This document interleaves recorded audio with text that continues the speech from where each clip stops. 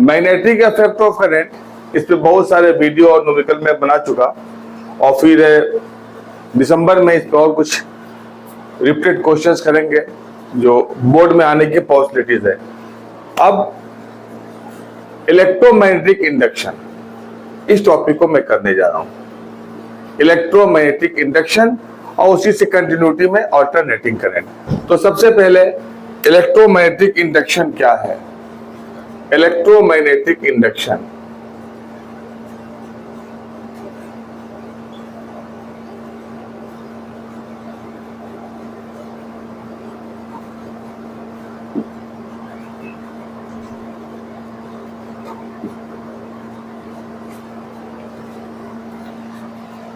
देखिए, सबसे पहले एक वर्ड है, टर्म है, फिजिकल क्वांटिटी है, मैग्नेटिक फ्लक्स। मैग्नेटिक फ्लक्स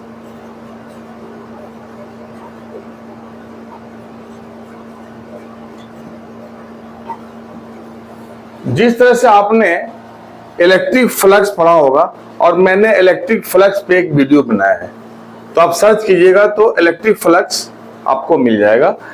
और इलेक्ट्रिक फ्लक्स जो हम लेते हैं, इलेक्ट्रिक फ्लक्स, यहां पे इलेक्ट्रिक फ्लक्स, अगर सिंबल हम फाई ई लेते हैं तो that is the E A cos theta, या E dot A is the area vector. In the same way magnetic flux बिल्कुल इसी तरह से है, आप सिर्फ टर्म बदलना है और बिल्कुल अंडरस्टैंडिंग क्लियर इलेक्ट्रिक फ्लक्स की तरह से। तो मैं उस टॉपिक को दोबारा नहीं कर रहा हूं, ऑलरेडी मैं एक बार कर चुका हूं, आप उसे आप हमारे वीडियो में सर्च कर सकते हैं। मैग्नेटिक फ्लक्स अगर हम बात करें तो फाई बी लिख दें, b for the magnetic field, तो ये होगा b a cos theta and that is b dot a. तो इस मैग्नेटिक फ्लक्स का कंसेप्ट आपको मालूम होगा, ठीक है, और इसी कंसेप्ट को हम यहां पे यूज करने जा रहे हैं। अब एक सवाल है कि इलेक्ट्रोमैग्नेटिक इंडक्शन में क्या ऐसा है। आपको जानते हैं कि एक बैटरी जो है, एक सेल, वो ईएमएफ का सोर्स होता है। बैटरी ईएमएफ का सोर्स होता है, इलेक्ट्रोमोटिव फोर्स भी बोलते हैं। केमिकल जब रिएक्शन होता है एक सेल के अंदर, तो हमें ईएमएफ, इलेक्ट्रोमैग्नेटिक फोर्स प्रोड्यूस होता है, जिसे हम वोल्टेज भी बोलते हैं, जिसकी यूनिट वोल्ट होती है। लेकिन अगर मैग्नेटिक फ्लक्स चेंज होता है किसी भी कॉइल के साथ, अगर एक कॉइल है और उस पर मैग्नेटिक फ्लक्स हम डाल रहे हैं, और अगर वो मैग्नेटिक फ्लक्स चेंज होता है तो उसमें ईएमएफ प्रोड्यूस हो जाता है। सिंपल है, बहुत ही आसान है। एक ही सपोज कीजिए कि एक कॉइल है ये, और यहां हम एक मैग्नेट लेके जा रहे हैं, तो मैग्नेट से मैग्नेटिक लाइन्स ऑफ फोर्स निकलते हैं। अब उसके तरफ हम जाएंगे तो फ्लक्स चेंज होगा, और जब फ्लक्स चेंज होता है तो उसमें इंड्यूस ईएमएफ प्रोड्यूस होता है। क्यों कहते हैं इंड्यूस ईएमएफ? कि एक्चुअली कोई फिजिकल कांटेक्ट नहीं होता उसके साथ, मैग्नेट और कॉइल के बीच में। दूर से कोई इफेक्ट प्रोड्यूस हो जाए तो इस तरह के फिनोमिनन को फिजिक्स में हम इंडक्शन बोलते हैं। आपने देखा होगा, एक टॉपिक पढ़ा होगा, चार्जिंग बाय इंडक्शन। बॉडी को हम कांटेक्ट में लेके नहीं आते, फिर भी हम बॉडी को चार्ज कर देते हैं, उसे कहते हैं चार्जिंग बाय इंडक्शन। तो सिर्फ मैग्नेटिक फ्लक्स अगर किसी भी कॉइल के साथ लिंक होता है, चेंज होता है, तो उसके वजह से ईएमएफ प्रोड्यूस होता है। और मैग्नेट और उसमें कोई कनेक्शन नहीं होता है, डिस्टेंस बना रहता है, तो इसलिए जो ईएमएफ प्रोड्यूस होता है उसको बोलते हैं इंड्यूस्ड ईएमएफ। इसकी शुरुआत ही होती है Faraday's laws of electromagnetic induction, और फैराडेज के दो लॉ ने हर बातों को एक साथ इकट्ठा कर दिया है। Everything is cleared in the Faraday's law. दो लॉज में फैराडे ने पूरे के पूरे इलेक्ट्रोमैग्नेटिक इंडक्शन को, फिनोमिना को एब्जॉर्ब कर लिया है और एक्सप्लेन कर दिया है। तो हम इसको सिंपली है कि आपको ये याद रखना है कि मैग्नेटिक फ्लक्स होता है VA cos थीटा, आपको माइंड में रखना है, ठीक है। अगर थीटा 0 डिग्री है तो सीधे हो गया यहाँ पे BA। अब हम Faraday's laws of electromagnetic induction मैं कर रहा हूं, इसको आप समझने की कोशिश कीजिए।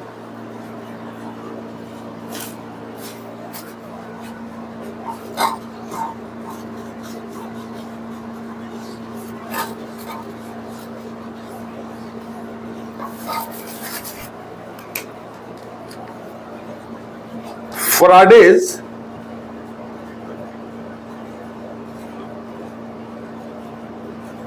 laws of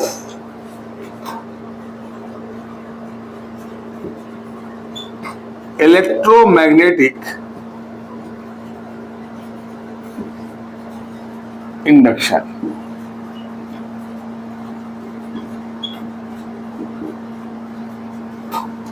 तो सबसे पहले first law,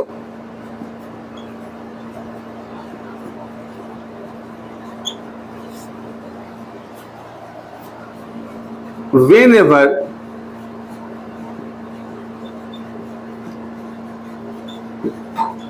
there will be a change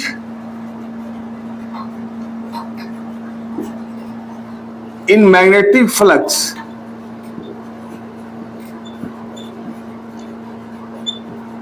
linked with the coil,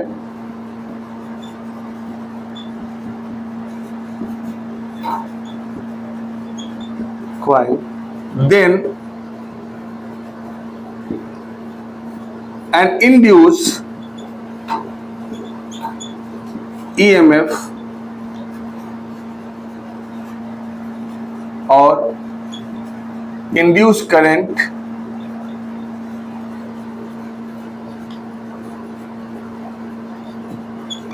is produced। So whenever there will be a change in magnetic flux linked with the coil, then an induced EMF or induced current is produced in the coil।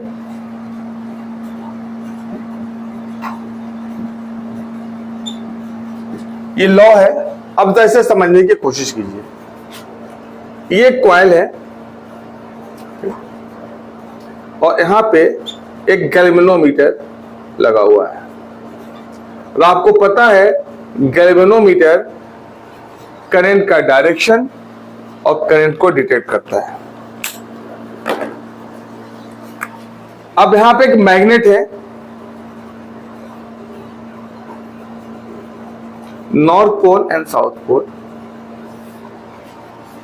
अब north pole को हम push कर रहे हैं coil की तरफ। North pole is push toward the coil. देखिए arrow बता रहा है। इस केस में क्या होता है, अब देखिए लाइंस ऑफ फोर्स है ये।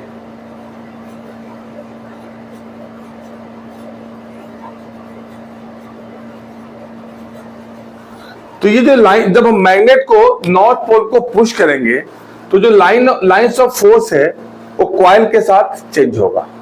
जस्ट लाइक एक टॉर्च लेकर, एक टॉर्च है और हम एक रिंग ले लें और टॉर्च जो है बिल्कुल पैरेलल बीम नहीं है बल्कि एंगुलर बीम है। तो अगर एंगुलर बीम है, अगर टॉर्च को आगे पीछे करें या टॉर्च को हम ले जाएं तो रेज जो है पूरे कॉइल पर नहीं पड़ेगी, कुछ बाहर जाएंगे कुछ अंदर आएंगी और बार बार चेंज होगा। एक तरह से आप ये समझिए कि अगर कोई भी एंगुलर बीम ऑफ लाइट निकल रही है किसी भी टॉर्च से और उस टॉर्च को किसी कॉइल की तरफ हम ले जाएं तो जो रेज हैं वो ज्यादा होंगी, पीछे करेंगे तो कम होंगी, ज्यादा होंगी कम होंगी, मतलब वेरी करेंगे। ऑल्दो टॉर्च से जो रेज है बराबर निकल रही है, टॉर्च से रेज जो है 10 लाख है तो 10 लाख ही निकल रही है, लेकिन कॉइल के साथ पूरा अटैच नहीं होगा। और जब हम चेंज करेंगे तो उसका अटैचमेंट चेंज होगा, कभी 500,000 होगा, कभी 6,000 होगा, कभी 7,000 होगा। वेरी करना चाहिए। उसी तरह से जो मैग्नेट है नॉर्थ पोल, उससे जो लाइंस ऑफ फोर्सेज निकल रही है और हम अगर पुश करते हैं किसी कॉइल के तरफ तो उस केस में क्या होगा, लाइंस ऑफ फोर्सेज जो लिंक हो रहा है वो चेंज हो रहा है, तो उसके अंदर इंड्यूस ईएमएफ प्रोड्यूस होगा और अगर सर्किट कंप्लीट है तो करंट प्रोड्यूस होगा। क्लियर? इंड्यूस ईएमएफ प्रोड्यूस होगा अगर सर्किट कंप्लीट हो चाहे नहीं हो इंड्यूस ईएमएफ, लेकिन करंट उसी वक्त प्रोड्यूस होगा जब सर्किट कंप्लीट होगा। तो एक सवाल यहां पे लिखा हुआ है कि whenever there will be change in magnetic flux link with the coil, वो चेंज कॉइल के साथ लिंक होना चाहिए। और यहां पे जो करंट का डायरेक्शन होगा एंटी क्लॉकवाइज। क्यों होगा एंटी क्लॉकवाइज, मैं आपको लेंज लॉ में बताऊंगा। फिलहाल यहां पे रखिए कि नॉर्थ पोल को पुश करते हैं तो हमारा जो करंट कॉइल में प्रोड्यूस होता है वो एंटी क्लॉकवाइज होता है, और ये direction is shown by Lenz law.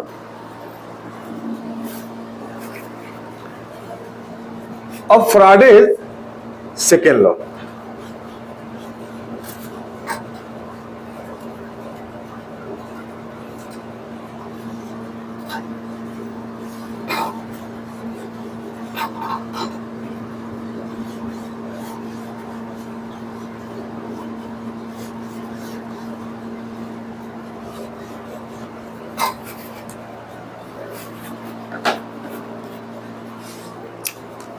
Faraday's second law.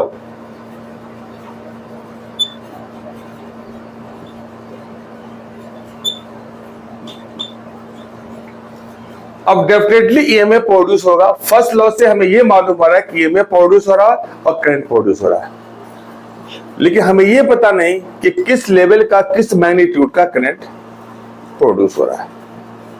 तो magnitude of the EMF is given by Faraday's second law. First law सिर्फ बताता है कि EMF will be produced, और मैग्नीट्यूड कितना होगा स्टूडेंट्स, मैग्नीट्यूड हम इसे सेकेंड लॉ में जानते हैं। ओके, अब जरा देखिए सेकेंड लॉ क्या है। The magnitude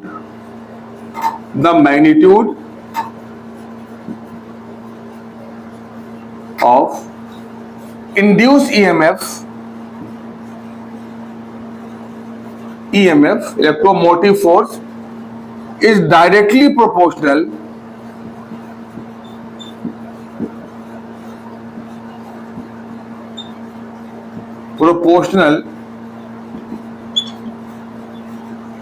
the magnitude of the induced EMF is directly proportional to the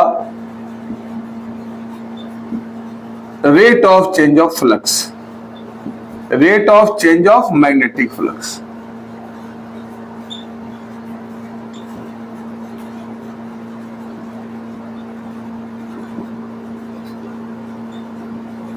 means बहुत ही आसान है। यहाँ पे induce EMF E equal to minus D phi by D T.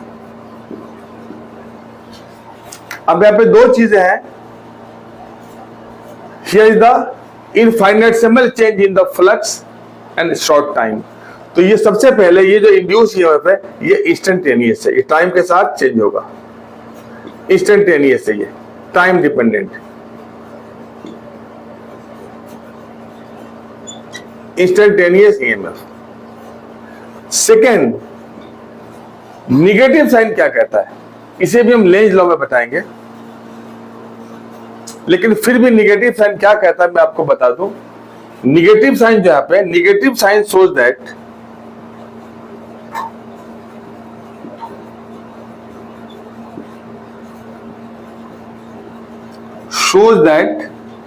क्या कहता है negative sign, shows that induced EMF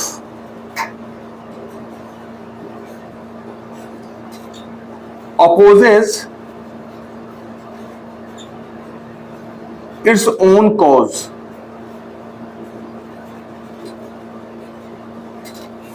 देखिए दो चीजें फिजिक्स में, दो चीजें बहुत इंपॉर्टेंट है, कॉज एंड इफेक्ट। अगर कोई भी इफेक्ट होता है तो उसका कॉज होता है, याद रखिएगा। अगर हम वाइब्रेट करते हैं तो साउंड प्रोड्यूस होता है, तो कहते हैं that is the sound is effect and vibration is the cause. Sound is effect and vibration is the cause. तो हर इसे हम एक कॉजालिटी बोलते हैं कि एक कॉज इफेक्ट का रिलेशन होता है। तो ये कह रहा है कि जो इंड्यूस ईएमएफ होता है, इंड्यूस ईएमएफ अपने कॉज कौन है, मैग्नेट का मूवमेंट। सिर्फ मैग्नेट नहीं है, मैग्नेट का मोमेंट, इसलिए कि मैग्नेट के मोमेंट से ही इंड्यूस ईएमएफ पैदा होता है। तो निगेटिव साइन क्या कहता है कि जब ईएमएफ प्रोड्यूस होता है तो मैग्नेट को अपोज करता है, इसलिए निगेटिव साइन है। लेकिन न्यूमेरिकल करते हुए हम क्या लेंगे, यहाँ पे ई मॉडुलस करेंगे, तो that is the d phi upon d t minus n के साथ इसे मैग्नीट्यूड लेते हैं।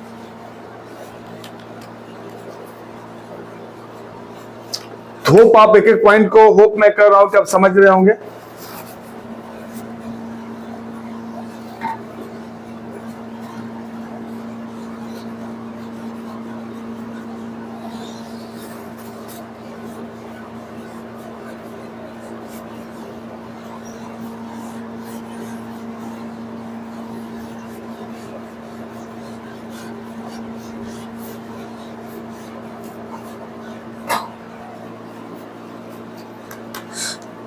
If flux changes from phi1 to phi2, flux changes from phi1 to phi2, तो phi1 phi2 क्या है? Initial magnetic flux phi1 and after some time t flux is phi2, तो phi1 to phi2 means पहले flux phi1 है और t time के बाद flux हमारा phi2 हो गया। तो यहां पे जो ईएमएफ होगा phi2 minus phi1 upon t। ये तो negative sign only shows the cause is opposed by the effect, cause को उसका जो इफेक्ट है अपोज करता है। अब वन थिंग हमें भी पता है कि फाई कितना होता है, बी ए cos थीटा। तो अगर मैग्नेट को हम इंक्लाइन ना लेके 90 डिग्री पे लेके जा रहे हैं, अगर मैग्नेट को हम ऐसे लेके जा रहे हैं, ऐसे नॉट इंक्लाइन, तो इस केस में हमारा थीटा कितना होता है 0 डिग्री। तो finally phi equal to b a. Coil का एरिया तो सेम है, हम चेंज नहीं कर रहे हैं, लेकिन जब मैग्नेट को जब मूव करते हैं तो उसकी मैग्नेटिक फील्ड मूवमेंट की वजह से कम और ज्यादा होता है। तो फाई सेम रहेगा, फाई जो है चेंज होता है किस वजह से, एरिया तो सेम होता है, तो किस वजह से चेंज होता है, ये चेंज होता है बी के वजह से, मैग्नेटिक फील्ड ये चेंज होता है। तो फाई अगर 1 लें तो ये B1 हो जाएगा B1A, अगर फाई 2 लें तो ये हो जाएगा B2A। तो फाइनली ई कितना हो जाएगा B2, एरिया तो सेम है तो minus B1A। B1 B2 are magnetic flux at phi 2, flux phi 2 पे मैग्नेटिक फील्ड B2 है, अब फ्लक्स फाई 1 पे मैग्नेटिक फील्ड हमारा कितना है B1 है। तो फाइनली ई का एक और फॉर्मूला हमको मिल गया, B2 minus B1 and this is the area and this is the. अब हम आते हैं लेंज लॉ पे। लेंज लॉ,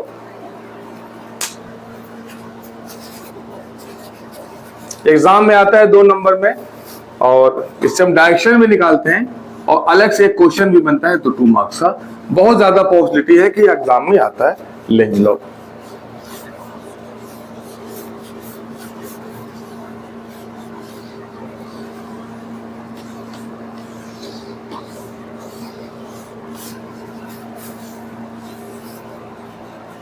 अब जरा देखिए Lenz law,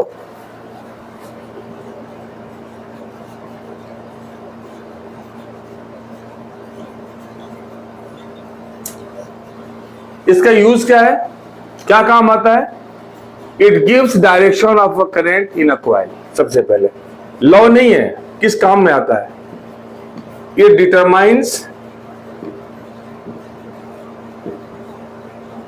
direction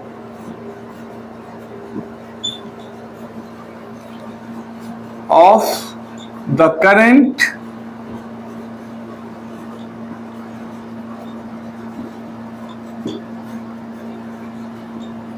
in the circuit।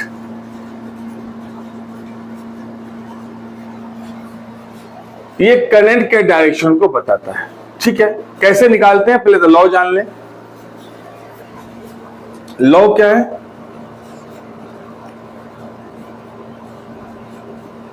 In a circuit, direction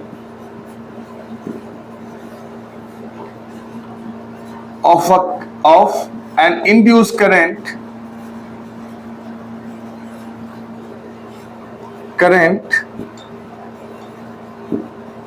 is in such a way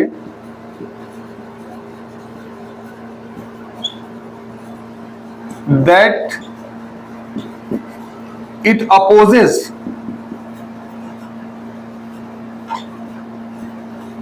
its own cause.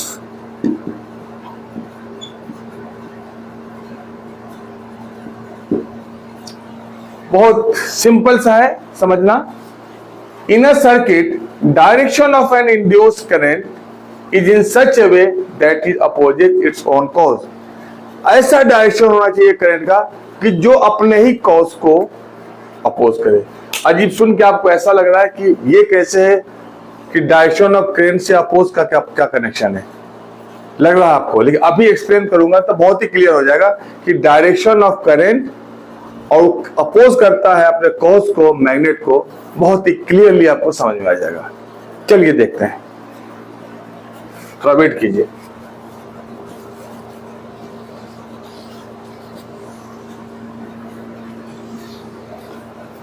एक एक करके बताता हूं मैं। अब जरा देखिए,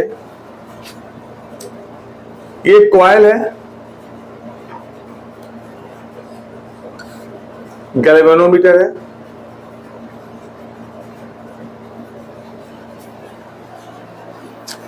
मैग्नेट है, ये magnet, north pole and south pole. North pole is pushed, north pole को पुश कर रहे हैं, north pole is push towards the coil.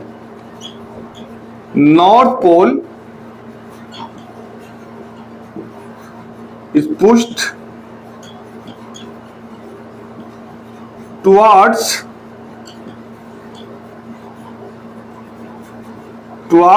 the coil। North pole को हमने कॉइल की तरफ पुश किया। भाई कॉइल कैसे अपोज कर सकता है, वो तो स्टेशनरी है, कैसे अपोज करेगा? नॉर्थ पोल को कौन अपोज कर सकता है बेटा? नॉर्थ पोल को नॉर्थ पोल ही अपोज कर सकता है। इसका मतलब इस कॉइल को नॉर्थ पोल बनना पड़ेगा। क्या बनना पड़ेगा? North pole. और बताया था आपको मैग्नेटिक इफेक्ट ऑफ करंट में, अगर नॉर्थ पोल बनता है तो करंट का डायरेक्शन एंटी क्लॉक हो जाएगा। क्लियर? मतलब जब मैग्नेट उसके तरफ आता है, पहले तो प्रोड्यूस हो गया करंट, जैसे मैग्नेट आएगा तो कह के नहीं आना है। इसका मतलब ये जो नॉर्थ पोल है, इसको अपोज करने के लिए इस कॉइल को नॉर्थ पोल बनना पड़ेगा, और नॉर्थ पोल में करंट का डायरेक्शन क्या होता है? Anti clockwise. One more figure, same.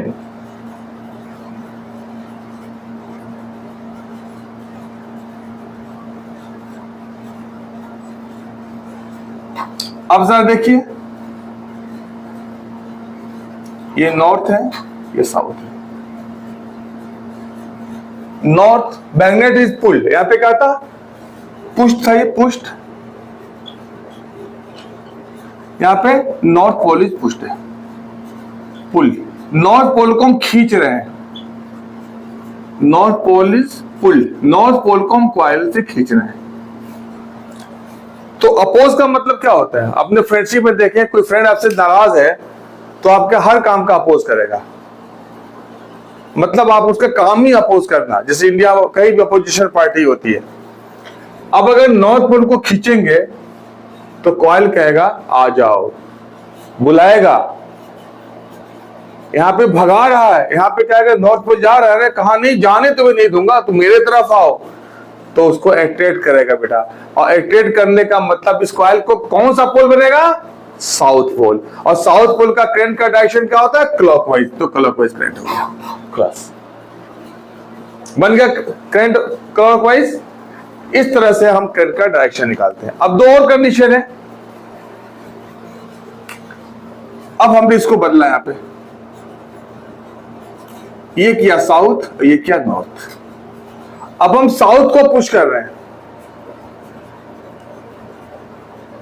South pole को पुश कर रहे हैं, तो ये साउथ पोल जब जा रहा है तो इसको साउथ पोल बनेगा तब तो अपोज करेगा। अगर पुश करेंगे तो आने नहीं देगा, अपोज करेगा। अपोज करने का मतलब ये कि इस कॉइल को अब साउथ पोल बनना है, और साउथ पोल के लिए क्या है, क्लॉकवाइज। इस फिगर में आइए, इसमें भी हम बदल रहे हैं, साउथ ये नॉर्थ हटा दीजिए इसको।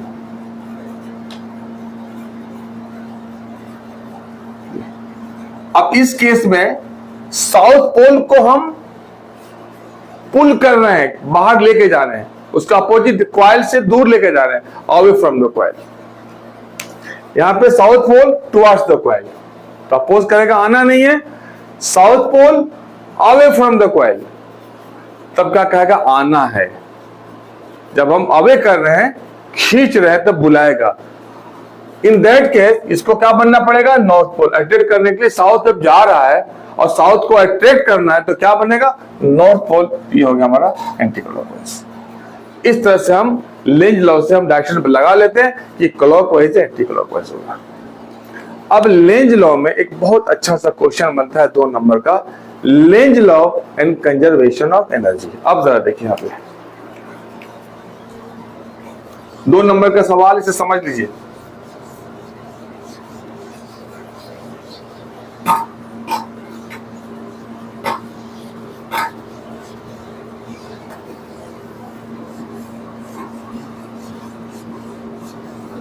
अगर आप किसी टॉपिक में आपको नोट्स की जरूरत हो तो आप मुझे बहुत कमेंट में लिखिएगा, मैं अलग से डिस्क्रिप्शन बॉक्स बना के और उसमें हम डाल देंगे, तो आप कमेंट बॉक्स में लिखिएगा। तो Lenz law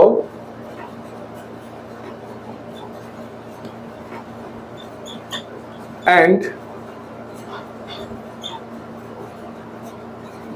conservation of energy.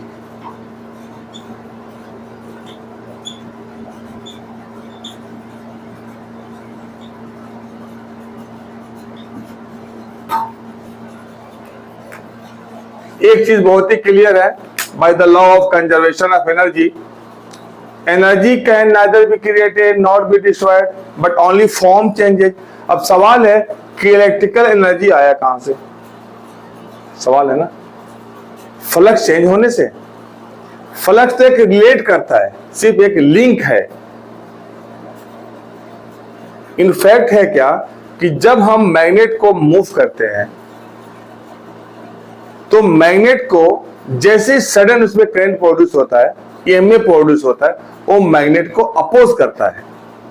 और जब कोई चीज अपोज होता है तो हमें उसी दिशा में, उसी डायरेक्शन में ले जाने के लिए हमें क्या करना पड़ता है, वर्क करना पड़ता है। वर्क क्या है, एक एनर्जी है, वो वर्क मैकेनिकल एनर्जी में कन्वर्ट होता है, और मैकेनिकल एनर्जी इलेक्ट्रिकल एनर्जी में कन्वर्ट होता है। क्लियर है? अगर वो अपोज नहीं करता तो हम यूनिफॉर्म वेलोसिटी से लेकर जाते हैं, हमारा मोशन एक्सीलरेटेड नहीं होता। तो यूनिफॉर्म मोशन में एक्सीलरेशन नहीं होता, एक्सीलरेशन नहीं तो फोर्स जीरो होगा, अब फोर्स जीरो होगा तो हमारा वर्क नहीं होगा। तो हम ये कह सकते हैं कि Lenz law and conservation of energy में क्लियर है कि when magnet is pushed towards a coil then it is opposed by the induced EMF. Then we have to do work, and this work is converted into the moment of the that is the mechanical energy. So this mechanical energy is converted into the electrical energy. So we can say that Lenz law is based on the law of conservation of energy. Only flux link that mechanical energy to the electrical energy. that flux are not converted into into the energy. This is the reason that moment of flux is essential, and when there is a moment of flux, then moment of the flux, change of the flux is due to moment of the magnet, and magnet is opposed, so we have to do work, and work is the mechanical energy, and this mechanical energy is converted into the electrical energy. Hope you got this thing. Hope that it is clear to everybody. Okay, फिर मिलते हैं next video के साथ. तब तक